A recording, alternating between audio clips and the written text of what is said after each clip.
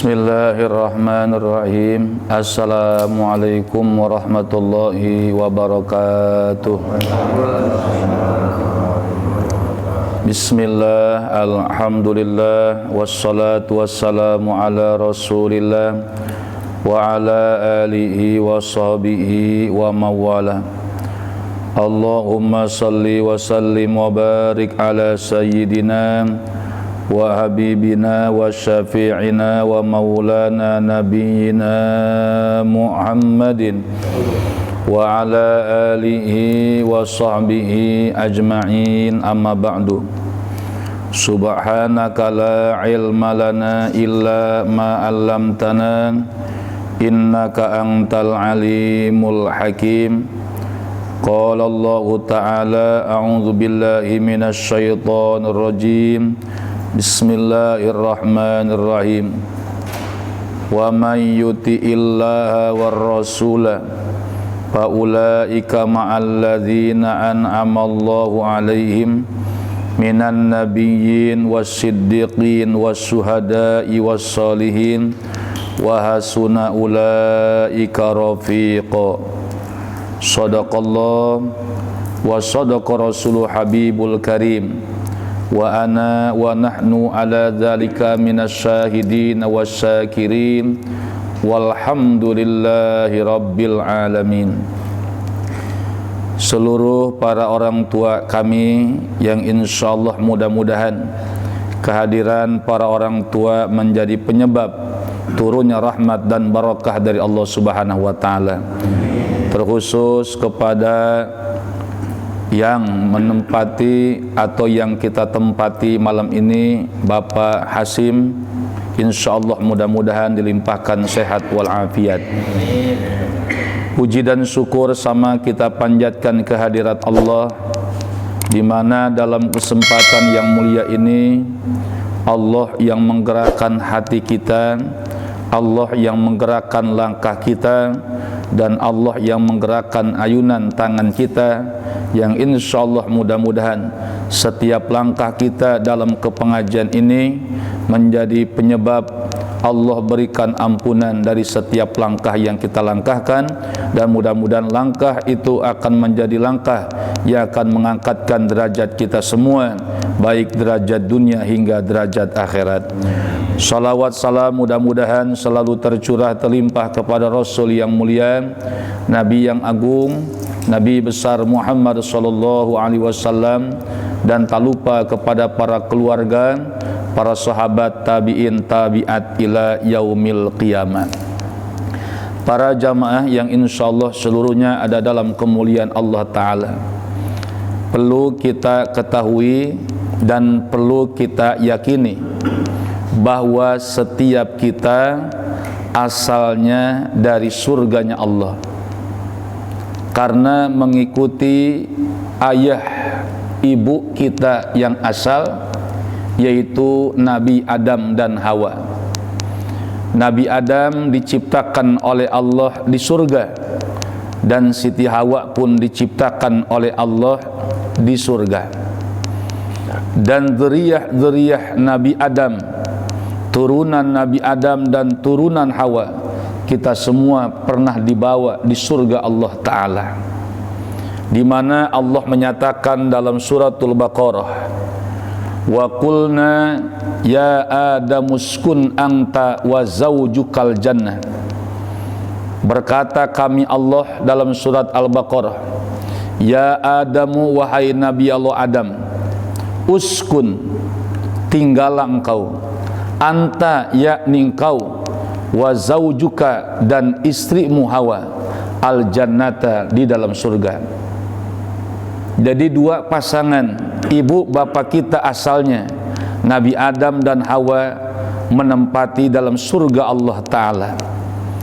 Lalu kata Allah, wa kula minha ragadan haitsu syi'tuma. Wahai keduanya, makanlah sesukamu apa-apa yang kau inginkan di dalam surgaku, kata Allah. Tapi syarat, wala taqraba hadhihi syajarah fatakuna minaz zalimin. Hanya satu larangan Allah, jangan engkau mendekati pohon khuldi, apalagi sampai makan daripada buah khuldi. Andaikan kau makan, fatakuna minadz zalimin, maka engkau bagian orang-orang yang berbuat zalim, wahai Nabi Adam dan Hawa.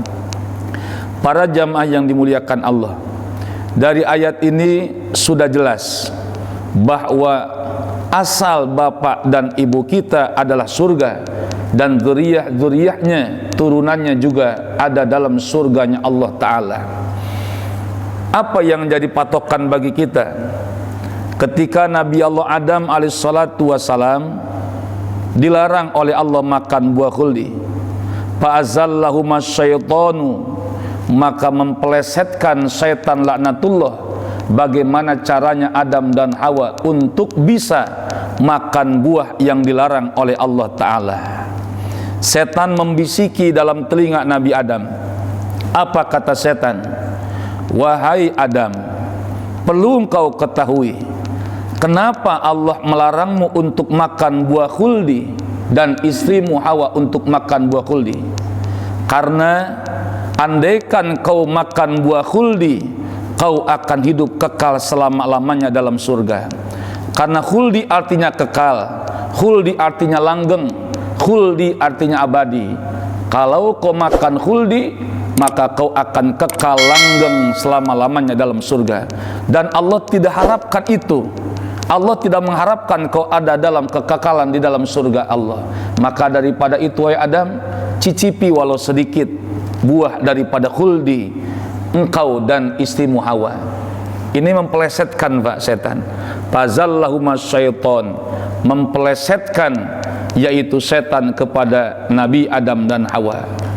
Akhirnya istrinya membujuk, Hawa membujuk agar Adam mau makan buah khuldi walaupun sedikit. Ketika satu kali Nabi Adam memakan buah khuldi, dan ketika Siti Hawa memakan buah khuldi, sampai disitulah kemuliaan, keistimewaan yang Allah berikan kepada Nabi Adam dan Siti Hawa luntur seketika. Pakaian mewah sutra jatuh langsung, kebesaran-kebesaran mahkota dilepas langsung dari sebab makan buah khuldi. Telanjang bulat dalam satu riwayat dalam tafsir Sawi. Akhirnya Allah memerintahkan angin sepoi-sepoi untuk menebas dengan angin sepoi-sepoi tersebut dengan batang pohon pisang. Ada daun pisang yang ditebas dengan angin surga, yang sehingga dengan tebasan angin itu bisa menjatuhkan daripada daun pisang untuk menutupi daripada dua kemaluan Nabi Adam dan Siti Hawa. Bukan hanya itu jamaah, bukan hanya dicopotkan pakaian kebesaran Adam dan Hawa, tapi Adam dan Hawa terusir dan diusir dari singgasana surganya Allah. Apa kata Allah? Qulna ihbitu minha jami'a. Nah, ini yang jadi keyakinan bagi kita. Andaikan hanya dua orang saja yang dikeluarkan dari surga, maka kalimatnya adalah ihbito, dua sosok manusia. Tapi Allah menyatakan dengan kalimat ihbitu, keluarlah kalian semua. Ada sesuatu apa Allah memerintahkan keluar kalian semua, padahal yang ada hanya berapa jamaah? Dua sosok manusia, Adam dan Hawa.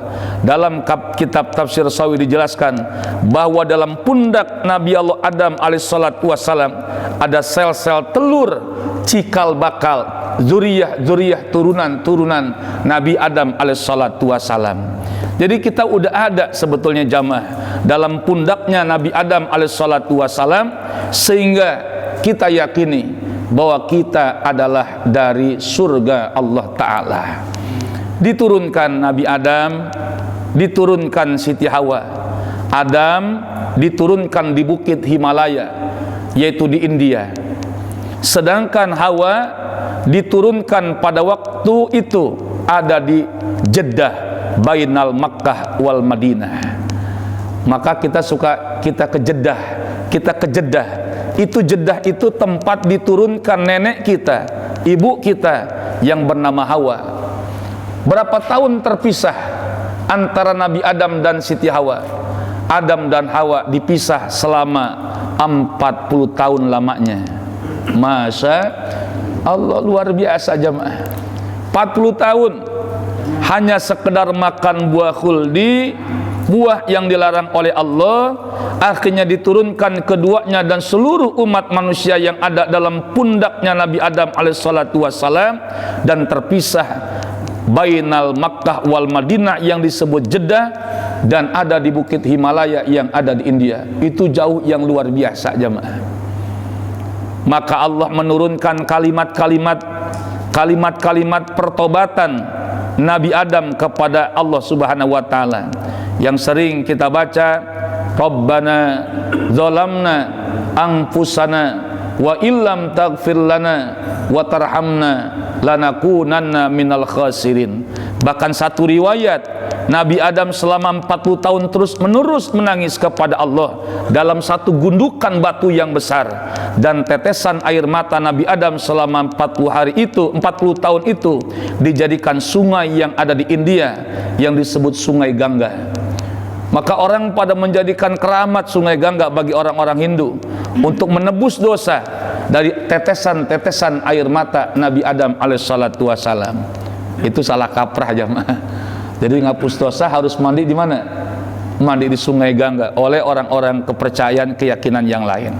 Hadirin kaum muslimin, begitu 40 tahun Nabi Adam terpisah dengan Hawa, maka pertemuan antara Adam dan Hawa ada dalam satu titik tempat yang disebut Arafah. Apa itu Arafah? Arafah artinya tempat pertemuan antara Nabi Adam dan Siti Hawa selama 40 tahun terpisah. Maka Nabi Adam pernah memohon kepada Allah, ya Allah, jadikan aku sebagai umat Rasulullah. Nabi Adam yang belum pernah melihat kanjeng Nabi Muhammad, tapi nur cahaya Nabi Adam, nur cahaya Nabi Muhammad pernah dilihat oleh Nabi Adam alaihissalatu wassalam. Apa kata Nabi Adam? Ya Allah, aku berharap ingin jadi umat Nabi Muhammad. Kenapa? Sebab karena umat Nabi Muhammad ketika berbuat dosa, berbuat kesalahan, tidak seperti aku yang dipisah selama 40 tahun. Aku berbuat dosa sehingga sana kebesaranku dijatuhkan oleh Allah. Aku berbuat dosa dipisah antara istri dan suami selama 40 tahun. Sedangkan umat Nabi Adam ketika berbuat dosa tidak pernah terpisah antara suami dan istrinya. Hadirin jamaah yang dimuliakan Allah. Lalu ketika kita sekarang hidup di alam dunia, apa yang kita harapkan? Yang kita harapkan adalah ingin kembali lagi ke tempat asal kita, yakni surga Allah Ta'ala. Amin ya Rabbal. Mudah-mudahan kita termasuk min ahlil jannah. Amin. Mudah-mudahan kita asal dari surga bisa kembali lagi ke dalam surganya Allah. Ada dua syaratnya untuk kita kembali lagi ke tempat asal kita, surga. Supaya apa? Supaya kita meyakini, supaya kita mempelajari bahwa hidup di alam dunia hanya sementara. Pertama, untuk menjadi syarat kita kembali lagi ke alam surganya, pertama adalah jadikan Al-Quran dan jadikan As-Sunnah sebagai petunjuk jalan untuk menuju surga Allah Ta'ala.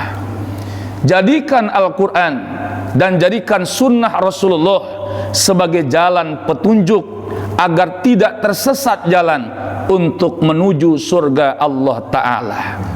Allah ingin hambanya jangan tersesat menuju tempat asalnya, yaitu surga Allah Ta'ala, dengan cara Allah memberikan satu tuntunan yang berharga, satu tuntunan Al-Quran, yang kedua adalah petunjuk jalan Rasulullah Sallallahu Alaihi Wasallam.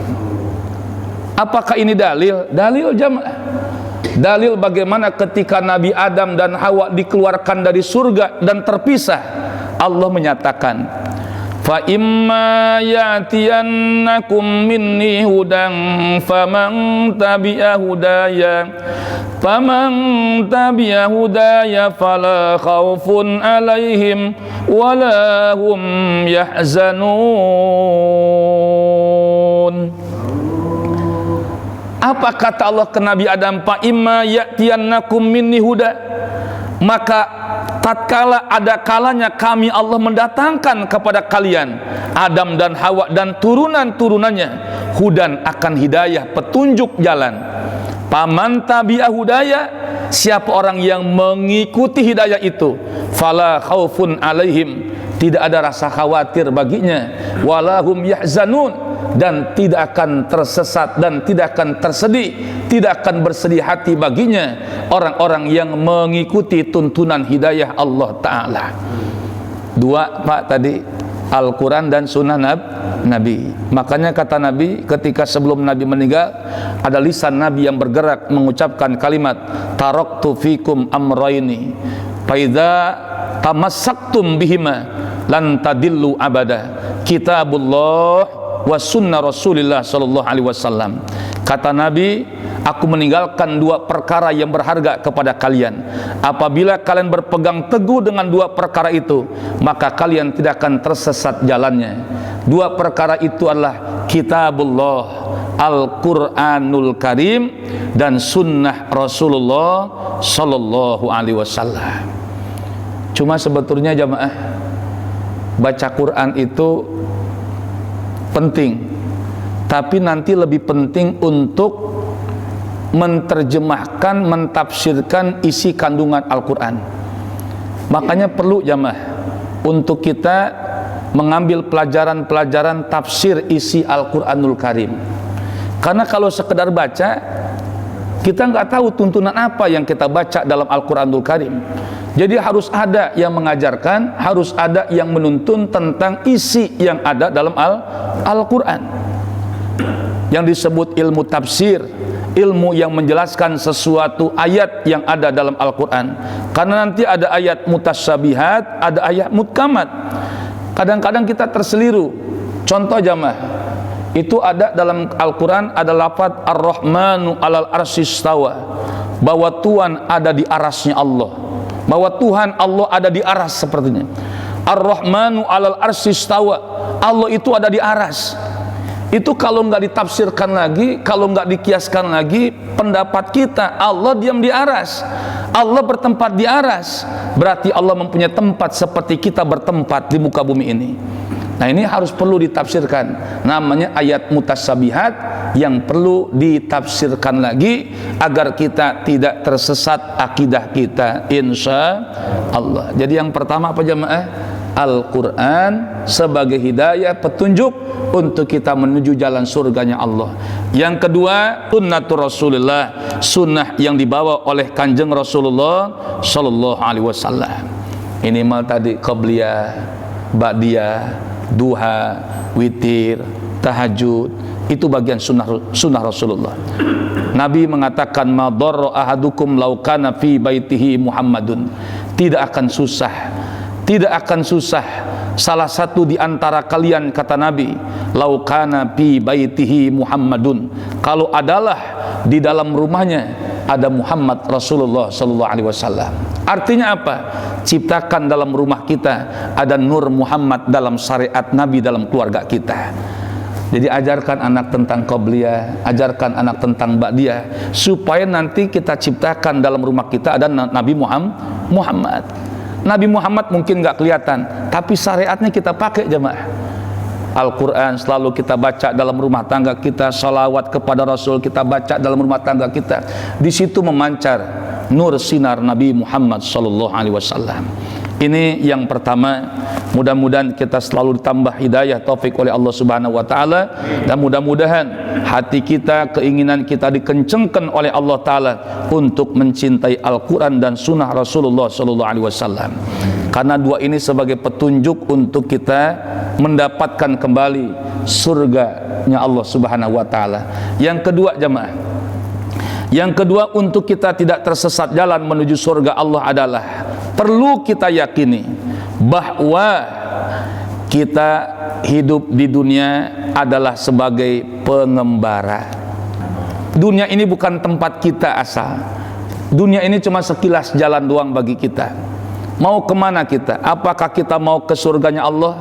Apakah mungkin ke neraka tempat iblis laknatullah? Nah, ini dunia perlu kita ketahui bahwa dunia sedang kita mengembara. Orang yang mengembara artinya mereka sudah punya persiapan. Dan kita perlu yakini bahwa yang namanya mengembara, jangan habis-habisan kita senang di dunia. Karena dunia bukan tempat bersenang-senang. Dunia tempat untuk mengumpulkan segala sesuatu perbekalan untuk menuju surganya Allah Ta'ala. Makanya pantas kata Nabi, kalau makan jangan terlalu banyak makan, karena timbul nanti banyak kesenangan di situ. Kalau minum jangan terlalu banyak untuk kita bersenang-senang. Kalau tidur jangan kita terlalu banyak ingin tidur. Dunia ini bukan tempat kita. Dunia tempat pengembaraan kita. Kita akan menuju ke Allah. Mudah-mudahan kita kembali ke surganya Allah Ta'ala. Dan itu kita yakini bahwa kita hidup sedang mengembara. Dan kalau kita sedang mengembara, maka perlulah untuk berbekal dan berbenah untuk menghadap Allah. Dan mudah-mudahan kita selamat di dunia dan selamat di akhirat. Amin ya Rabbal. Jadi kalau nanti satu saat kita diberikan kekayaan, jangan semuanya dipakai kekayaan untuk kesenangan duniawiyah. Ambil perbekalan kita buat bekal nanti surganya Allah Ta'ala. Kalau misalnya kita punya jabatan, jadikan jabatan itu sesuatu yang manfaat buat agama dan umat. Karena Allah sedang memberikan ketika mengembara itu. Kita diberikan jabatan yang hebat, maka jadikan jabatan itu sebagai wasilah, sebagai jembatan untuk meraih surganya Allah Ta'ala. Begitu dengan kekayaan. Ketika Allah memberikan amanah kekayaan, jangan habiskan kekayaan amanat itu untuk bersenang-senang di dunia. Ambil jamaah oleh kita untuk jadi satu jalan jembatan menuju asal kita, surga Allah Ta'ala, insya Allah. Nah sekarang jamaah, bagaimana nanti ketika di surga? Baru nanti saya sampaikan ada sesuatu hadiah persenan yang Allah berikan bagi orang-orang yang selamat di dunia, yaitu meraih dalam surganya Allah. Saya baca, jamaah nanti bisa untuk mengikuti. Bismillahirrahmanirrahim.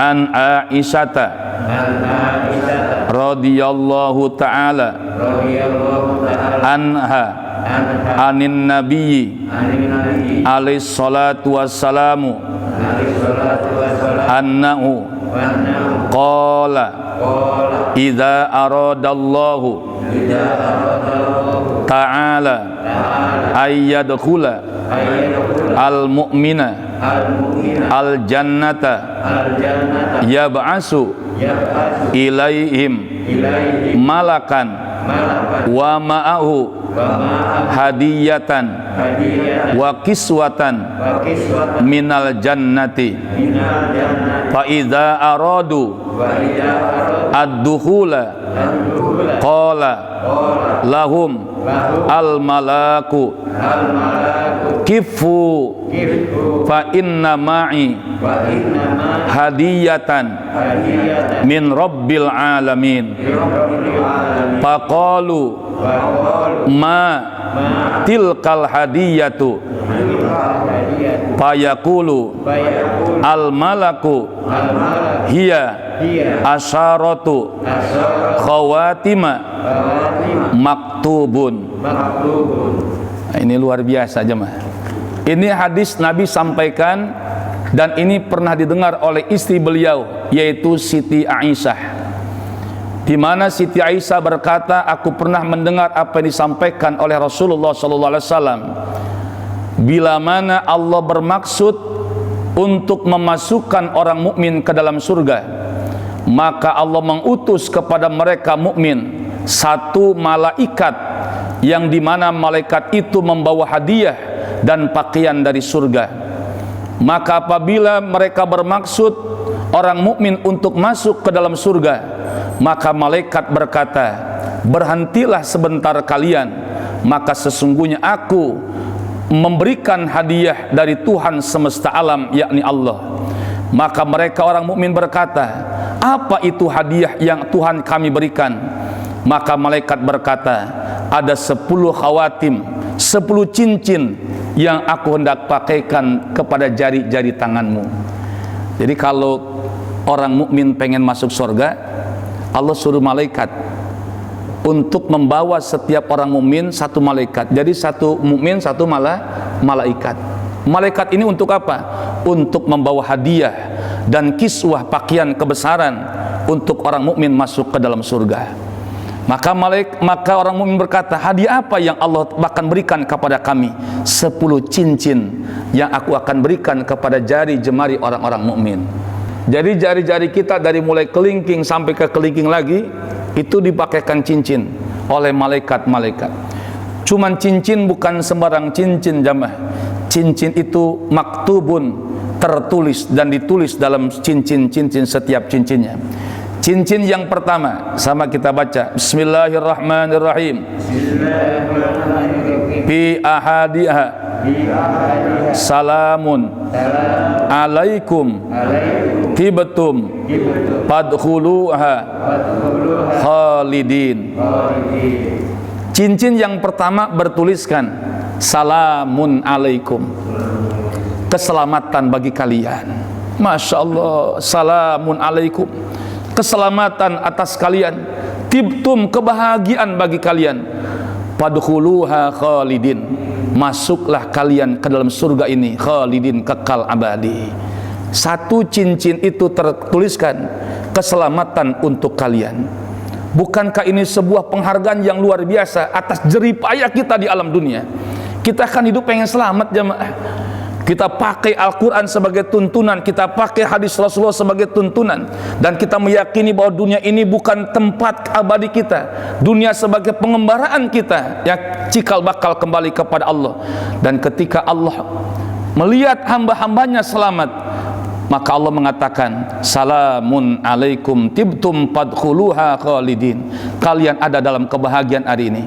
Boleh jadi kalian dulu bersedih hati di alam dunia, boleh jadi kalian dalam keadaan bingung menghadapi agama kami, kata Allah, tapi sesungguhnya kebingungan, kesedihan kalian dibalas dengan kebahagiaan dari Allah Ta'ala. Amin ya Rabbal.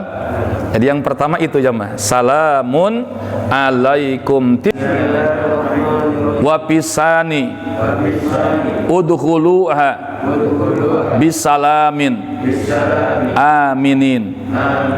Itu cincin yang kedua. Dituliskan dalam cincin yang kedua, udkhuluha, masuklah kalian bisalamin, dengan penuh keselamatan. Ini Pak jemaah, penuh dengan keselamatan. Dunia kan bukan tempat keselamatan jemaah, tempat kekhawatiran dunia. Kenapa orang pasang CCTV? Karena khawatir kita. Kenapa orang pakai security? Karena ada sifat kekhawatiran.